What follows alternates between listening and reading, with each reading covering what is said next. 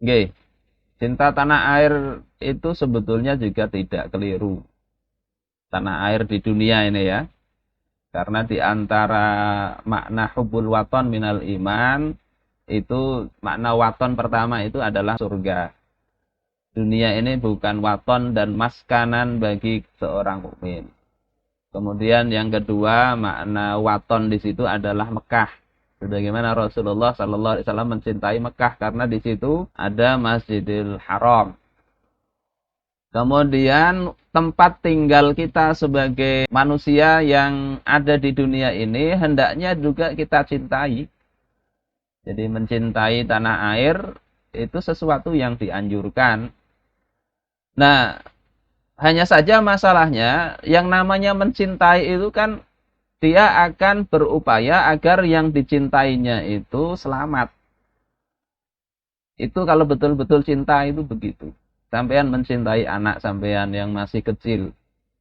Tidak kemudian apa keinginan anak itu diumbar, tidak. Anaknya ingin main pisau, ingin main api, tentu akan dilarang. Begitu juga dengan kalau seorang muslim betul-betul mencintai tanah airnya, maka hendaknya dia itu berupaya agar tanah air itu dicintai oleh Allah Subhanahu wa taala. Menjadi baldatun thayyibah wa rabbun ghafur. Dan tanah air yang dicintai oleh Allah Subhanahu wa taala yang baik itu adalah ketika penduduknya itu beriman dan bertakwa kepada Allah Subhanahu wa taala.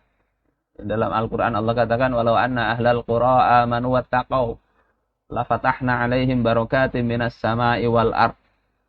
Andai suatu kaum itu penduduknya beriman dan bertakwa akan kami bukakan keberkahan dari langit dan dari bumi. Jadi cinta tanah air itu bentuknya agar tanah airnya dicintai Allah, Allah berikan berkahnya itu dengan ketakwaan, dengan penerapan aturan-aturan Allah Subhanahu wa taala. Tetapi kalau mengaku cinta kepada tanah air, kemudian dibiarkan saja kemaksiatan itu dengan atas nama itu hak asasi mereka. Itu sebetulnya cinta, tapi cinta yang tertipu dia dengan hawa nafsunya. Sebagaimana seorang lelaki mengaku mencintai seorang gadis, ya, kemudian diajak bersenang-senang tanpa menikah.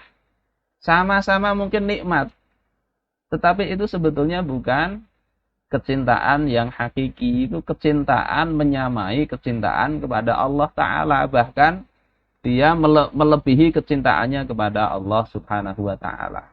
Cinta tanah air itu hendaknya diletakkan di bawah kecintaan kepada Allah dan Rasulnya.